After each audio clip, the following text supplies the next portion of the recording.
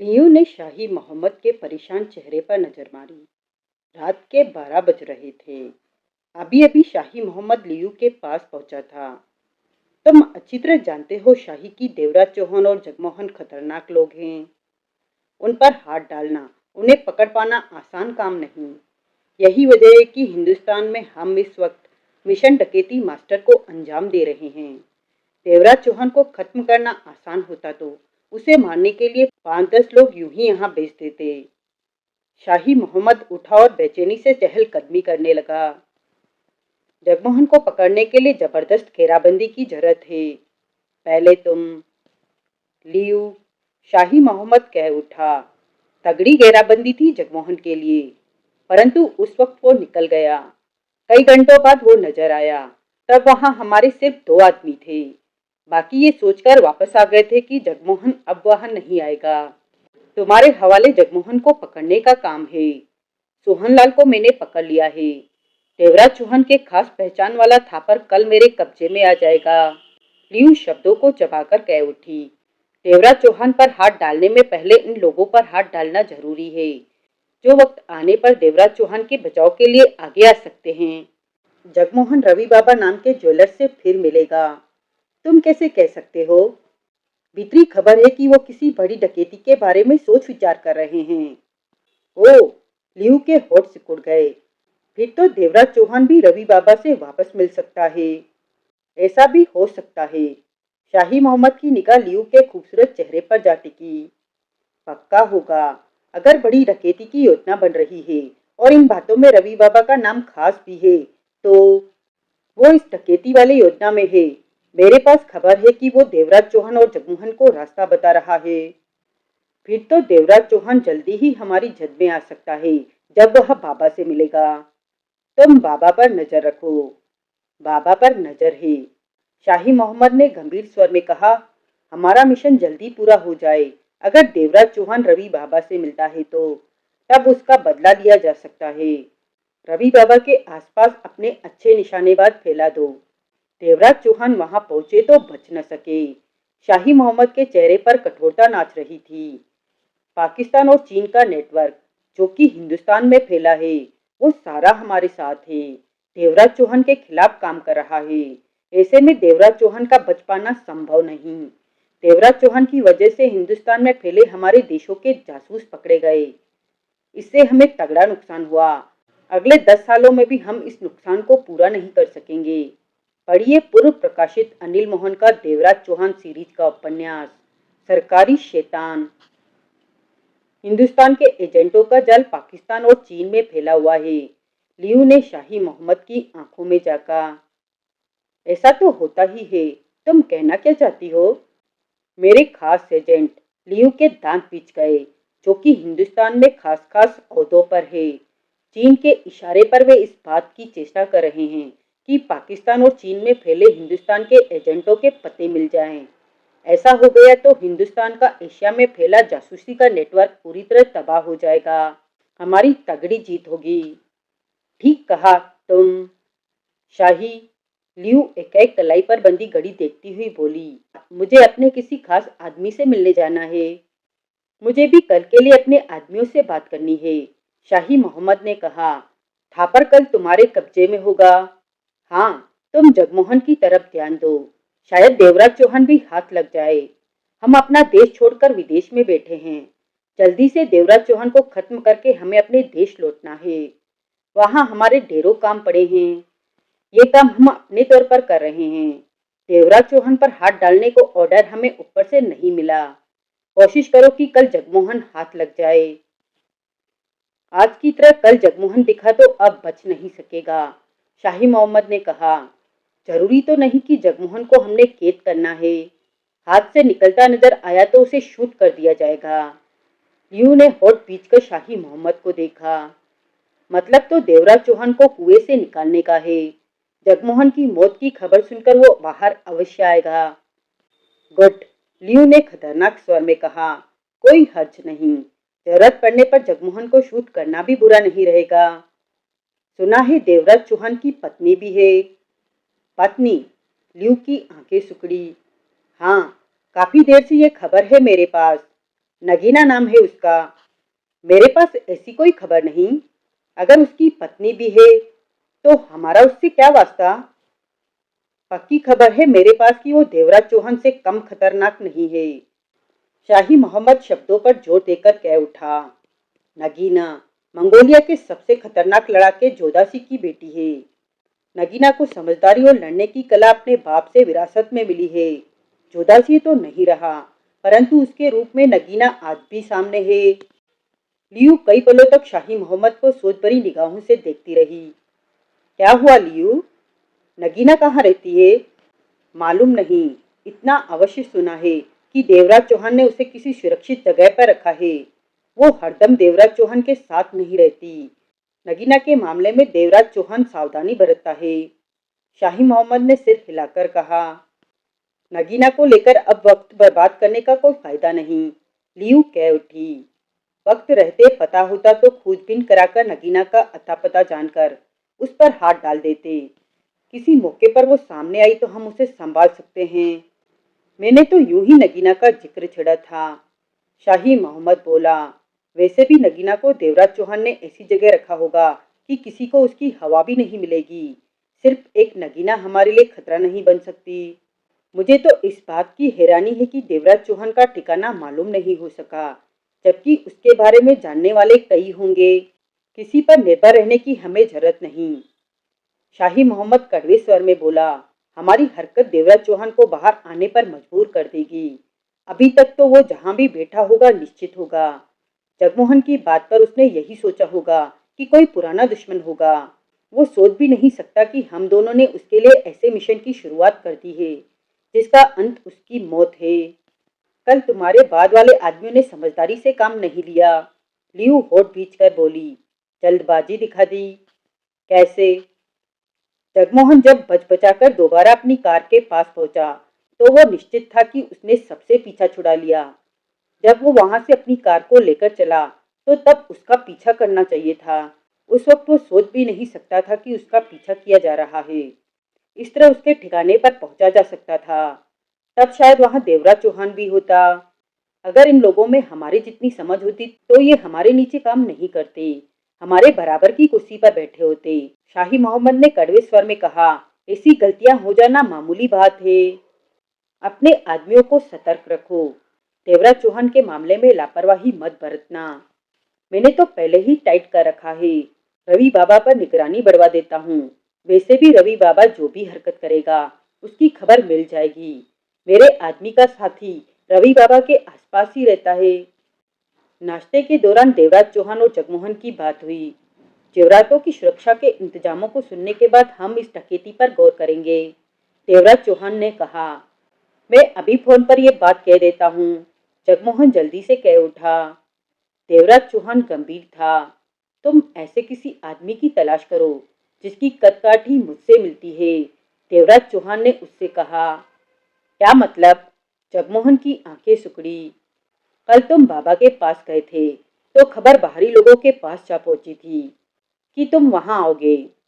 तब तुम पर सोचे समझे ढंग से हाथ डाला गया था। ये जुदा बात रही कि तुम बच गए। देवराज चौहान बोला। मतलब कि रवि बाबा के पास ही कोई है जो ये खबर बाहर दे रहा है। तभी तो मौके पर तुम पर हाथ डाला गया। हमसे तो खबर बाहर नहीं गई। जगमोहन उसी पल उठते हुए फोन की तरफ बढ़ा। रवि बाबा से बात करता हूँ। जगमोहन ने रवि बाबा से फोन पर बात की। वो घर में मिला। तुमने कल जो कहा था उसके लिए देवराज चौहान तैयार है, जगमोहन ने कहा। ओ, सुनकर खुशी हुई। मेरी आधी परेशानी तो ये सुनते ही कम हो गई। मैं कल तेरे से मिलने गया था। ये बात तूने किस किस को बताई? जगमोहन ने पूछा। मैं समझा नहीं कि। सीधी सी बात नहीं समझा। तुम्हारे आने के बारे में एक तो उसे पता था जिसने सोहनलाल से मेरी बात कराई। रघुवीर नाम है उसका।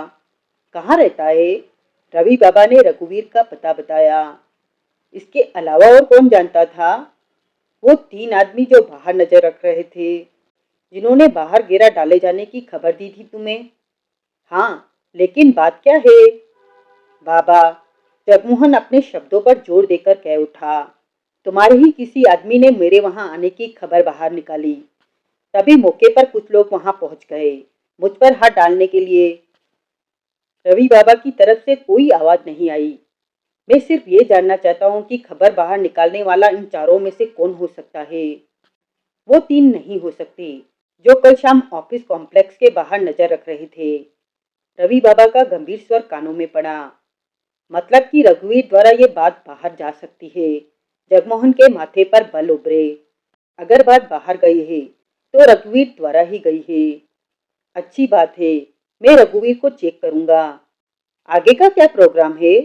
परसों मैंने दिल्ली जाना है, वहां के इंतजामों पर भी नजर रखनी है। 2 दिन बाद लौटूंगा। इस वक्त मैं देवराज चौहान से बात कर रहा हूँ। जो भी बात होगी बता दूंगा। तुम फोन पर ही रहना। फोन करना भूल मत जाना। जगमोहन ने रिसीवर रखा, फिर वापस फिरते हुए देवराज चौहान को रघुवीर के बारे में बताया। रघुवीर को मैं देख लूंगा, देवराज चौहान ने कहा। अगर उसके द्वारा बात बाहर नहीं गई तो फिर उन तीनों को चेक करना पड़ेगा जो रवि बाबा के कहने पर बाहर नजर रख रहे थे। मैं उन लोगों के बारे में हर हाल में जानना चाहता हूँ जिन्होंने तुम पर हाथ डालने की चेष्टा की। बहुत सोच समझकर उन लोगों ने तुम पर हाथ डाला है। यह जुदा बात है कि उन्हें सफलता नहीं मिली है, लेकिन वे चुप नहीं बैठेंगे। मुझे पूरा विश्वास है कि वो फिर कोशिश करेंगे। तब तक करते रहेंगे जब तक कि वे अपने काम में सफल न हो जाएं। जगमोहन ने पहलू बदला। तुम अपनी कदकाठी के आदमी का इंतजाम करने को क्यों कह रहे थे? क्योंकि मुझे लगता है वे लोग तुम्हारे द्वारा मुझ तक पहुंचना चाहते हैं, वरना तुम पर हाथ डालने का कोई मतलब नहीं। बाबा से कहो कि आज शाम 8 बजे उसी बिल्डिंग के ऑफिस में देवराज चौहान तुमसे मिलने आएगा। लेकिन तब वहां मैं नहीं, मेरी ही कदकाठी जैसा आदमी वहां पहुंचेगा। हम पास ही होंगे। वहां जो भी होगा सब हालात हमारे सामने आ जाएंगे। समझ गया। मेरे कद काठी वाले जिस भी आदमी से बात करो, उसे समझा देना कि क्या हो सकता है। उसे अंधेरे में नहीं रखना। स्पष्ट बता देना कि उसकी जान भी जा सकती है। काम की जो कीमत मांगे वो तुम तय कर लेना। जगमोहन ने गंभीरता से सिर हिलाया। मैं रघुवीर को चेक करता हूँ। तुम बाबा से शाम 8 बजे का वक्त तय करो। फिर किसी ऐसे आदमी को ढूंढो जो मेरे बदले वहां पहुंचे। जरूरत पड़ने पर मोबाइल पर मुझसे बात कर लेना। देवराज चौहान उठ खड़ा हुआ। 20-22 अरब की डकैती के बारे में बाबा से कब बात करोगे? जगमोहन ने पूछा। वो बात भी हो जाएगी, पहले ये काम निपटा लो। मध्यम वर्गीय कॉलोनी में साधारण सा मकान था रघुवीर का। देवराज चौहान को उसका मकान ढूंढने में कोई परेशानी नहीं हुई। कार बाहरी सड़क पर छोड़ आया था। इन छोटी गलियों में कार लाना परेशानी वाला काम था। रघुवीर घर पर ही मिला। वहां उसकी पत्नी भी थी। बच्चा स्कूल गया हुआ था। दरवाजा उसकी पत्नी ने खोला। नमस्कार बहन जी, देवराज चौहान ने शांत स्वर में कहा। रघुवीर से बात करनी है। अभी बुलाती हूँ। कहने के साथ ही वो पलटी और भीतर की तरफ बढ़ती हुई बोली, आपसे कोई मिलने आया है। कौन है? जाकर देख लो। यहाँ कोई एक आता हो तो उसके बारे में जानूं। कुछ पलों में ही 35 बरस का व्यक्ति दरवाजे पर पहुंचा। उसने बनियान और तहमत पहन रखी थी। देवराज चौहान पर निगाह पड़ते ही उसकी आंखें सिकुड़ी। फिर हैरानी से उसका चेहरा भर उठा। मतलब कि पहचानते हो मुझे? उसके चेहरे के भाव को देखकर देवराज चौहान बोला। उसने सूखे होठों पर जीभ फेरी। पहले कहाँ देखा मुझे? एक बार तुम सोहनलाल के घर आए थे। मैं वहीं बैठा था। उसके होठों से निकला। देवराज चौहान उसे देखता रहा। तुम्हें यहाँ देखकर मैं हैरान हूँ देवराज चौहान। भीतर आओ। भीतर पुराना सा सोफा रखा था। दोनों उस पर बैठे। क्या सेवा करूं? चाय लोगे या? जो पूछूं वो बताते जाना, देवराज चौहान ने सामान्य स्वर में कहा। कुछ कहने की उपेक्षा उसने सिर हिला दिया। सोहनलाल और रवि बाबा की मुलाकात तुमने कराई? रघुवीर ने सहमति में सिर हिलाया। तुम्हें मालूम था कि दोनों में क्या बात हुई? इतना ही जानता हूँ कि बाबा कोई डकैती करवाना चाहता है। उसे तुम्हारी जरूरत है। रघुवीर बोला। इसके अलावा और कुछ नहीं जानते? नहीं, उसने इनकार में सिर हिलाया। तुम जानते थे कल जगमोहन रवि बाबा से उसके ऑफिस में मिलने आने वाला है? देवराज चौहान की निगाह उसके चेहरे पर थी। हाँ, बाबा से मेरी बात हुई थी फोन पर। उसने बताया था। और तुमने ये बात किसको बताई? देवराज चौहान शब्दों पर जोर देकर कह उठा। रघुवीर की आंखें सिकुड़ी। अगले ही पल उसने आंखें बंद कर ली। देवराज चौहान उसके हलचल से भरे चेहरे को देखता रहा। रघुवीर ने आंखें खोली और फिर गहरी सांस ली। अब समझा कि तुम क्यों आए हो। रघुवीर बोला, कल शाम जगमोहन के साथ कुछ हुआ क्या? खास नहीं। तुम मेरी बात का जवाब दो। रघुवीर ने पहलू बदला और धीमे स्वर में कह उठा। कल सुबह दो लोग मेरे घर पर आए थे। उन्होंने कहा कि वे जानते हैं सोहनलाल और बाबा में तुमने मीटिंग कराई है। अगर तुम बता दो कि उनमें क्या बात हुई है तो तुम्हें ₹1,00,000 देंगे। रघुवीर ने धीमे स्वर में कहा। जो भी मामला हो, परंतु उन्हें बता देने में मुझे कोई हर्ज नहीं लगा। जरा सी बात का ₹1,00,000 मिल रहा था। मैंने पूछा कि उनकी इस बारे में क्या दिलचस्पी है, लेकिन वे बात टाल गए। मैंने भी दोबारा नहीं पूछा। तुमने क्या बताया? यही कि रवि बाबा को किसी काम के सिलसिले में देवराज चौहान की जरूरत है और आज शाम को शायद देवराज चौहान या जगमोहन रवि बाबा से मिलने उसके ऑफिस में आए। ये सुनकर वे ₹1,00,000 देकर चले गए। रघुवीर का स्वर शांत था, परंतु वो कुछ परेशान सा नजर आने लगा। मुझसे कुछ गलत हो गया क्या? जगमोहन कल शाम को बाबा से मिलने गया तो कुछ लोगों ने उस पर हाथ डालने की चेष्टा की। वो कठिनता से बचा। ओ, इसमें तुम्हारी कोई गलती नहीं। तुम्हें मालूम होता कि ऐसा होगा तो तुम हरगिज भी न करते। सच में मैं ऐसा नहीं करता। देवराज चौहान ने सिगरेट सुलगा ली। वो आदमी तुम्हारे पास फिर आएंगे। क्यों? रघुवीर के होठों से निकला। ये जानने के लिए कि बाबा से मैं या जगमोहन फिर कब मिलने वाले हैं। और अब मैं उनसे इस बारे में कोई बात नहीं करूंगा। मैं तुम बात करोगे, देवराज चौहान ने टोका। उन्हें बताओगे कि आज शाम 8 बजे देवराज चौहान कल वाले ऑफिस में बाबा से मिलेगा।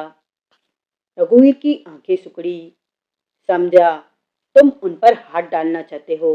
वो कह उठा। उन दोनों को तुमने पहले कभी देखा था? देवराज चौहान ने पूछा। नहीं, लेकिन उनके पास मेरे बारे में पूरी खबर थी कि मैं क्या करता हूँ। अगर वे आज तुम्हारे पास पूछने नहीं आए तो कल अवश्य आएंगे। तुम्हारे यहाँ फोन है? हाँ, मैं तुमसे फोन पर बात कर लूंगा कि।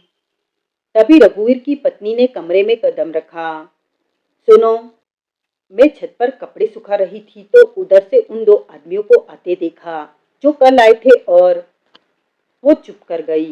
नजर देवराज चौहान पर मारी जो कल ₹1,000 दे गए थे।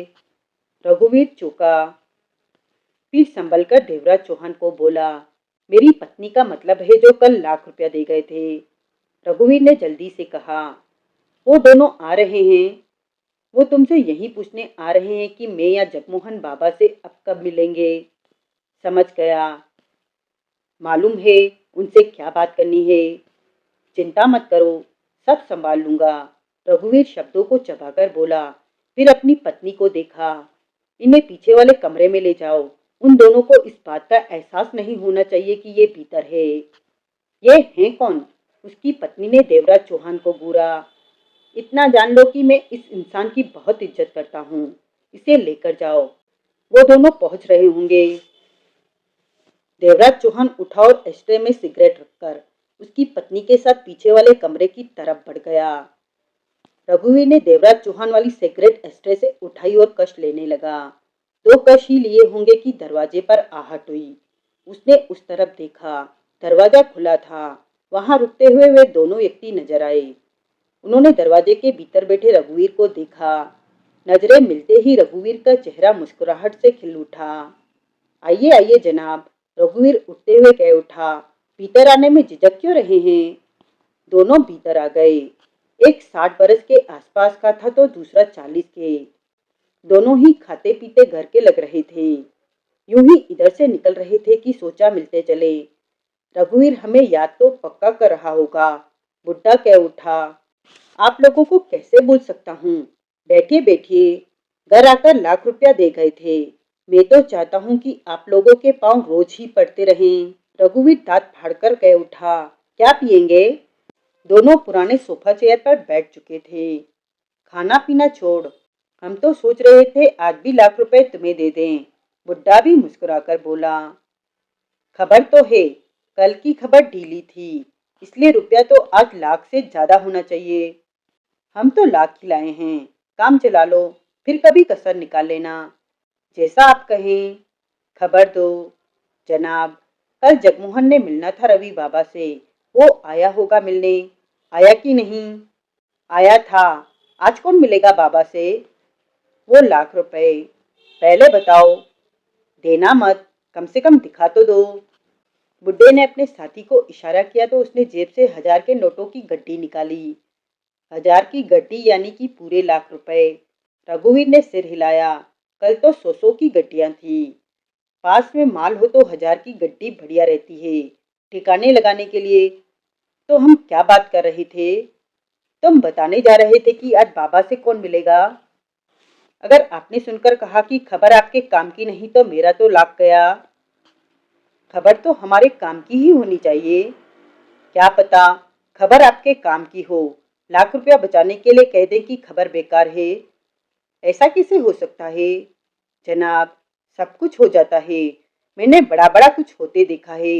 एक बात तो बताओ। क्या? जगमोहन का रवि बाबा से मिलना आप लोगों के लिए काम की खबर थी? रघुवीर ने पूछा।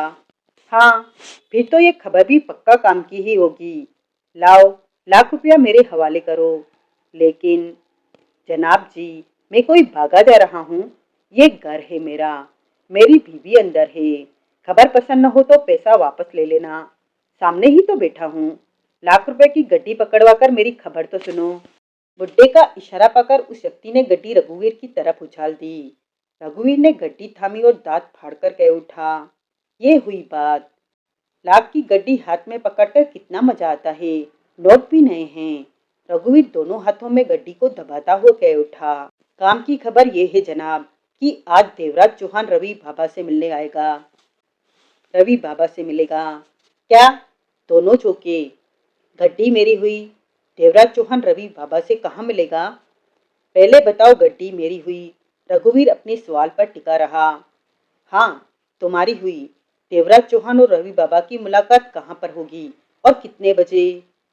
कल जहाँ जगमोहन रवि बाबा से मिला था, वहीं आज शाम 8 बजे देवराज चौहान रवि बाबा से मिलेगा। बुड्ढे की और उस व्यक्ति की नजरें मिली। पक्का कह रहे हो? उस व्यक्ति ने रघुवीर को देखा। जनाब, कल की खबर क्या कच्ची थी जो ये सवाल पूछना पड़ा? रघुवीर मुस्कुराकर कह उठा। वैसे भी मैं तो वो ही खबर देता हूँ जो मुझे सुनने को मिलती है। खबर आगे पीछे भी हो सकती है, तब लाख रुपया मुझसे वापस नहीं लेना। वैसे मेरे पास जो खबरें होती हैं वो पक्की ही होती हैं। दोनों उठ खड़े हुए। अगर आप अपना फोन नंबर दे दे तो बहुत ही अच्छा होगा, रघुवीर ने टोका। क्यों? लाख रुपए वाली कोई खबर हुई तो फोन पर आने को कह दूंगा। उसकी तुम फिक्र मत करो, वक्त वक्त पर हम ही आते रहेंगे, वो व्यक्ति शांत स्वर में बोला। तभी रघुवीर की पत्नी ने भीतर प्रवेश किया। चाय बनानी है क्या? उसने लापरवाही भरे स्वर में पूछा। ये तो जा रहे हैं, पहले आ जाती तो। मैं तुम्हारी तरह हाथ पर हाथ रखे नहीं बैठी थी, बर्तन साफ कर रही थी। वो दोनों पलटे और खुले दरवाजे से बाहर निकलते चले गए। रघुवीर ने गंभीर निगाहों से अपनी पत्नी को देखा। बुला उसे। हाथ में क्या है? लाख रुपया। कल की तरह खबर ले गए, लाख रुपया दे गए। इन कामों में पड़े रहोगे तो बुरे फंसोगे कभी, कहने के साथ ही वो भीतर चली गई। रघुवीर के चेहरे पर गंभीरता थी। जल्दी ही देवराज चौहान के साथ वो लौटी। मैंने उनसे कह दिया है कि आज शाम तुम रवि बाबा से मिलोगे, 8 बजे, वहीं जहां जगमोहन मिला था। ठीक कहा, देवराज चौहान जल्दी से बोला। मैं जा रहा हूँ। इस काम में मेरे लिए कितना खतरा है? कैसा खतरा? आज शाम कोई गड़बड़ हुई तो ये लोग वापस आकर मेरी गर्दन काट सकते हैं। ऐसी कोई गड़बड़ नहीं होगी कि इन्हें गर्दन काटने के लिए तुम्हारे पास आना पड़े। कहने के साथ ही देवराज चौहान बाहर निकल गया। बाहर आकर देवराज चौहान जल्दी से उस तरफ बढ़ा जिधर मुख्य सड़क थी और उसने कार खड़ी कर रखी थी। कुछ आगे जाने पर वे दोनों उसे पैदल आगे बढ़ते दिखे। देवराज चौहान सावधान हो गया। कुछ ही देर में वे दोनों मुख्य सड़क पर पहुंचे। वहां उनकी कार खड़ी थी। ड्राइवर की जगह पर कोई बैठा हुआ था। उन दोनों के भीतर बैठते ही वो कार आगे बढ़ गई। देवराज चौहान जल्दी से अपनी कार के पास पहुंचा और भीतर बैठते हुए कार स्टार्ट की और आगे बढ़ा दी। नजरें आगे जा रही कार पर थी। पीछा करके इन लोगों का ठिकाना जाना जा सकता था। अभी कुछ ही आगे गया था कि कार डगमगाने लगी। देवराज चौहान ने कार रोकी और बाहर निकलकर देखा। पीछे वाला पहिया पंचर था।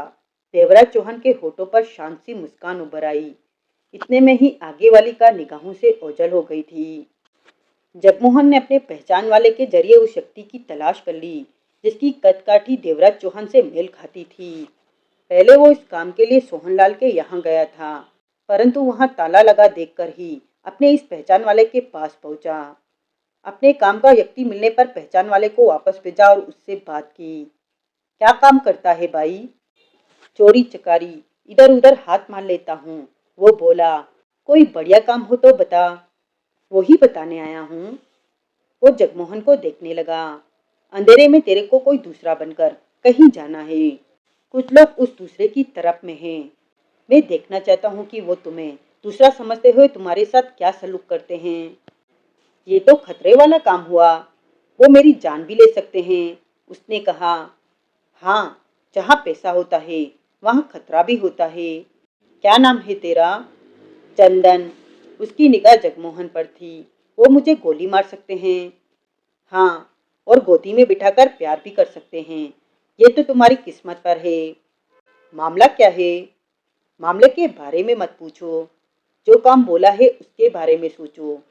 सौदा बुरा नहीं रहेगा। मुझे क्या मिलेगा? 10-20 हज़ार ले लेना। फूट यहाँ से, फूट ले यहाँ से। किसी और से बात कर ले, उसने एकाएक तीखे स्वर में कहा। तेरे को क्या हुआ? जगमोहन के होठों पर मुस्कान उभरी। अभी तो तू तैयार हो गया था। 10-20 हज़ार के लिए कोई अपनी जान खतरे में नहीं डालेगा। 50 हज़ार ले लेना। वो मुझे गोली भी मार सकते हैं। एक क्या 15 गोलियां मार सकते हैं। गोद में भी बिठा सकते हैं। तू अपना भाव बढ़ाकर बता, क्या लेगा? कितनी देर का काम है? ज्यादा देर नहीं लगेगी। तेरे को कार पर एक जगह पहुंचना है। भीतर ऑफिस में जाना है। वहां 5-7 मिनट बिताकर वापस आना और कार लेकर चल पड़ना। इन 10 मिनटों में हो सकता है कुछ भी न हो सकता है वे तेरे को पकड़ने की कोशिश करें या गोली भी मारें। 2 लाख लूंगा। 2 लाख? जान का खतरा ले रहा हूँ, वो बोला। मैं इस काम का लाख रुपया दे सकता हूँ, जगमोहन ने कहा। मुझे नहीं करना ये काम। नाराज मत हो, लाख के ऊपर 5 हज़ार ले लेना। नहीं, 2 लाख लूंगा, एक पैसा भी कम नहीं, उसने फैसला सुनाने वाले ढंग से कहा। जगमोहन उठ खड़ा हुआ। तेरी मर्जी, इस काम के इतने ज्यादा नहीं दे सकता। मैं भी बाल बच्चेदार आदमी हूँ, जगमोहन ने कहा। दूसरे से बात करूंगा। मैं काम बढ़िया ढंग से करूंगा। मामूली सा काम हर कोई बढ़िया ढंग से कर देगा। देगा क्या? 1.25 लाख। देख भाई, उसने जगमोहन के चेहरे पर नजरें टिकाकर कहा। 1.5 लाख लूंगा, वो भी पहले। बात का कोई भरोसा नहीं। अब तेरी इच्छा है कि तेरे को दूसरे से बात करनी है या तीसरे से। जगमोहन के होठों पर मुस्कान उभरी। ठीक है, चल मेरे साथ। कहाँ? मेरी कार तक। तेरे को 1.5 लाख दे दूं, उसके बाद तू काम होने तक मेरे साथ रहेगा। 1.5 लाख कहीं रख सकूं, इतना वक्त मुझे चाहिए। मिल जाएगा वक्त, उठ ले अब। क्या नाम बताया था तूने अपना? चंदन। उस छोटे से कमरे में शाही मोहम्मद और लियू बैठे थे। चुप्पी छाई हुई थी वहां। लियू के होठ बिचे हुए थे। शाही मोहम्मद ने आंखें बंद कर रखी थी। लियू। शाही मोहम्मद ने आंखें खोली और लियू के चेहरे पर टक टोलने की चेष्टा की। देवराज चौहान आज वहां पहुंचकर बाबा से मिले और देवराज चौहान ने यह सोचकर ऐसा किया होगा कि जिन लोगों ने कल जगमोहन पर हाथ डालने की चेष्टा की वो सोच भी नहीं सकते कि आज भी वहां मीटिंग रखी जा सकती है। लियू ने कहा। देवराज चौहान सतर्क आदमी है, वो इस तरह का रिस्क नहीं लेगा। अलबत्ता वो ये सोच रहा होगा कि किन लोगों ने जगमोहन पर हाथ डालने की चेष्टा की। वो वहीं पर तो क्या कहीं भी कुछ दिन रवि बाबा से नहीं मिलेगा। परंतु मेरे आदमी खबर लाए हैं कि देवराज चौहान आज रात बाबा से मिलने पहुंच रहा है। कहना क्या चाहते हो? आज रात देवराज चौहान को वहां पहुंचकर बाबा से मिलना मुझे ठीक नहीं लग रहा। कहते हुए शाही की आवाज में अजीब से भाव आ गए। तुम्हारा मतलब है कि देवराज चौहान कोई चाल चल रहा है? शायद। शाही मोहम्मद हिचकिचाकर कह उठा। लियू के चेहरे पर मुस्कान उभरी। वहम में मत पड़ो शाही, ऐसी कोई बात नहीं है। अगर ऐसी बात भी है तो तुम क्यों परवाह करते हो? लियू की आवाज में खतरनाक भाव आ गए। हमारा मिशन देवराज चौहान को खत्म करना है। हम उसे बाहर निकालना चाहते थे और वो बाहर आ रहा है। आज रात हम अपना मिशन पूरा कर सकते हैं। शाही मोहम्मद लियू के खूबसूरत चेहरे को घूरने लगा। क्या हुआ? तुम क्या समझती हो कि देवराज चौहान वहां अकेला आएगा? लियू की आंखें सिकुड़ी। जहां 24 घंटे पहले जगमोहन पर हाथ डालने की चेष्टा की गई, वहां इतनी आसानी से सीधे सीधे देवराज चौहान नहीं आएगा।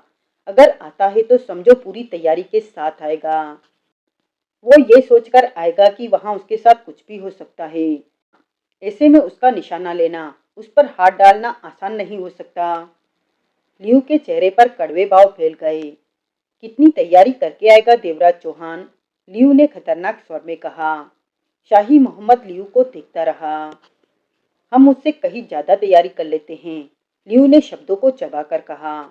इतनी तैयारी कर लेते हैं कि उसकी सारी तैयारी बेकार हो जाए, मौके पर उसकी चल ही न सके। शाही मोहम्मद के होठ पिच गए।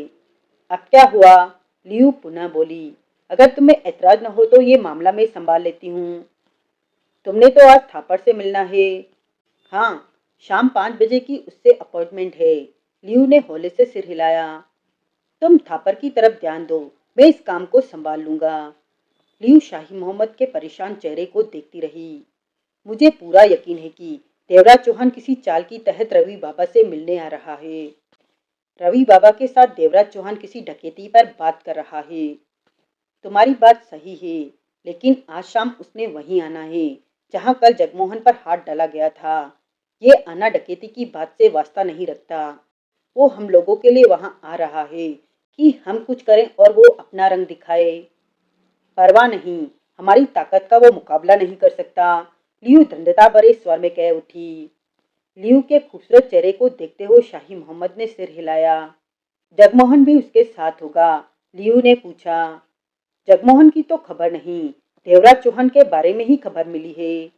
खबर पक्की है? उसी ने खबर दी है जिसने कल जगमोहन के वहां पहुंचने की खबर दी थी। शाही मोहम्मद उठा और कमर पर हाथ बांधे टहलने लगा। जो भी हो, देवराज चौहान आज रात जिंदा नहीं रहेगा। लियू की आंखें खतरनाक भाव समेटे चमक उठी। शाही शाही मोहम्मद ने ठिठक कर लियू पर नजर मारी। हमारा मिशन देवराज चौहान को खत्म करना है। वो मर जाएगा, लेकिन मेरी इच्छा अधूरी रह जाएगी। समझा नहीं? देवराज चौहान को मैं अपने हाथों से तड़पा तड़पा कर मारना चाहती हूँ। लियू के दांत बिछ गए। शाही मोहम्मद लियू को देखने लगा। तुम चाहो तो मेरी ये इच्छा पूरी हो सकती है। स्पष्ट कहो। देवराज चौहान को जिंदा पकड़ने की चेष्टा करो, मैं उसे तड़पा तड़पा कर मारूंगी। लेकिन हम दोनों में ये तय हो चुका है कि देवराज चौहान को गिरफ्तार नहीं करना है, खत्म करना है। तभी तो कह रही हूँ कि तुम चाहो तो मेरी इच्छा पूरी हो सकती है। अगर वक्त और हालात शाम को अपने हक में लगे तो देवराज चौहान को जिंदा पकड़ने की कोशिश करना। अगर आज मैंने थापर पर हाथ न डालना होता तो इस काम में मैं भी तुम्हारे साथ होती। हम दोनों मिलकर ये काम संभालते। कुछ लंबी चुप्पी के पश्चात शाही मोहम्मद धीमे कठोर स्वर में बोला। अपने आदमियों को मैं दोनों तरह के आदेश दे दूंगा। उसे पकड़ा जा सकता होगा तो पकड़ लिया जाएगा, नहीं तो गोलियों से भून दिया जाएगा। दोनों में से कोई एक काम भी हो जाए तो जीत हमारी ही होगी। उसे जिंदा पकड़ने की चेष्टा करना। लियू के होठों से फुफकार जैसा स्वर निकला। लियू थापर के ऑफिस में खूबसूरत रिसेप्शन रूम के सोफा चेयर पर बैठी थी। पूर्व प्रकाशित उपन्यास में पाठक लियू के बारे में जानते हैं कि वो चीनी न लगकर पूरी तरह नेपाली लगती है। इस कारण हिंदुस्तान में उसे कोई शक की निगाहों से नहीं देख सकता कि वो चीनी है। लियू ने कलाई में बंधी घड़ी पर निगाह मारी। शाम के 5:30 बज रहे थे। रिसेप्शन पर खूबसूरत युवती बैठी हुई थी जो चलने की तैयारी में अपना हैंडबैग समेटने लगी थी। तभी एक व्यक्ति अन्य दरवाजे से वहां आया और लियू के पास पहुंचकर मुस्कुराकर बोला। मैडम, बाकी साहब आपका इंतजार कर रहे हैं। बाके साहब, लियू ने उसे देखा। मैंने तो मिस्टर थापर से मिलना है। बाके साहब भी आपको थापर साहब तक ले जाएंगे। लियू सिर हिलाकर उठी और उसके साथ चल दी। जिस दरवाजे से वो आया था, लियू को उसी दरवाजे से भीतर ले गया। भीतर स्टाफ की भरपूर हलचल थी। कहीं केबिन बने नजर आ रहे थे, तो कहीं छोटे छोटे हॉल में टेबल कुर्सियों पर स्टाफ के लोग बैठे थे। लियू की निगाह हर तरफ जा रही थी। स्टाफ कितने बजे तक यहाँ रहता है? शाम 6 बजे तक, उस व्यक्ति ने जवाब दिया। वो लियू को लेकर ऑफिस जैसे कमरे में जा पहुंचा। टेबल के पीछे व्यस्त था बाकीलाल राठौर बैठा था। उसके चेहरे से लग रहा था कि काम की अधिकता की वजह से थका हुआ है। सर, वो व्यक्ति बोला, ये मैडम माला है, नेपाल के कपड़ा व्यापारी की सेक्रेटरी है। बाकीलाल राठौर का हाथ मूंछ पर पहुंचा और उसे जाने का इशारा किया।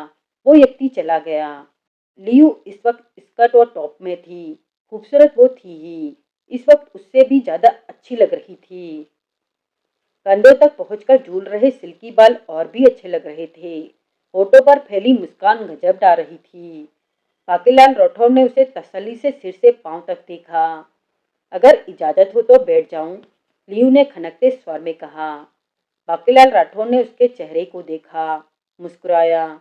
हम तो कबों से ऐसो इंतजार में हो कि तुम बैठो। लियू कुर्सी पर जा बैठी।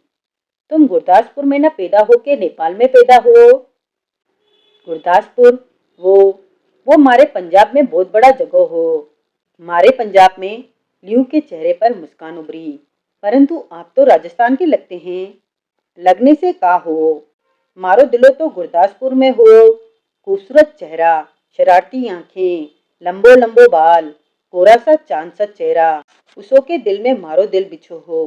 बाकीलाल राठौर ने गहरी सांस ली। अब कहाँ है वो? लियू के होठों पर बराबर मुस्कान थी। ब्याह हो गयो, 3 बच्चों भी हो गए। अब तो बच्चों स्कूलों में जाने लगो हो। ब्याह आपके साथ नहीं हुआ? हमारे संग ब्याह हो जातो तो हम यहाँ नहीं होतो, गुरदासपुर में ही।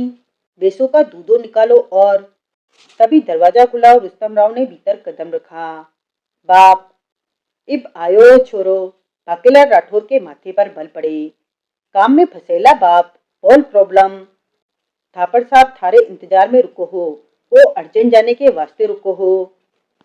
अपन अभी थापड़ साहब से बात करेला, कहने के साथ ही रुस्तम राव फौरन बाहर निकल गया। तभी लियू ने बाकीलाल राठौर से कहा, थापड़ साहब कहीं जा रहे हैं? हाँ, बहुत जरूरी काम आ गयो। मेरी अपॉइंटमेंट थी उनके साथ, लियू ने अपने शब्दों पर जोर देकर कहा। तभी तो थारे को मारे हवाले कर दियो। तने जो बात करना हो मारे से करो। लेकिन मैं जो बात करना चाहती हूँ वो थापड़ साहब से ही हो सकती है, लियू बोली। तुम कल की अपॉइंटमेंट ले लो थारे को। प्लीज, आप बात समझने की कोशिश कीजिए, लियू ने जल्दी से कहा। रात की फ्लाइट से मैं अपने मालिक के साथ नेपाल वापस जा रही हूँ। बिजनेस के सिलसिले में थापड़ साहब से बात करनी है। थापड़ साहब से मेरी मुलाकात नहीं हुई तो मेरी नौकरी जा सकती है। वो पहले से ही मुझे नौकरी से निकालने का बहाना ढूंढ रहे हैं। काय को? अब वो किसी और को अपनी सेक्रेटरी बनाना चाहते हैं, क्योंकि मैं उनके हाथ पे नहीं दबाती। जो अब सेक्रेटरी बनेगी वो उनके हाथ पे जरूर दबाएगी और टूर पर रात को मालिश भी करेगी। मालिक तो कई दिनों से मुझे नौकरी से निकालने का रास्ता ढूंढ रहे हैं। थापड़ साहब से बिना मिले मैं वापस गई तो वो कहने लगेंगे कि मेरा तगड़ा नुकसान हो गया है, तुम कोई काम ठीक से नहीं करती। और का बात करनी होवे थारे को?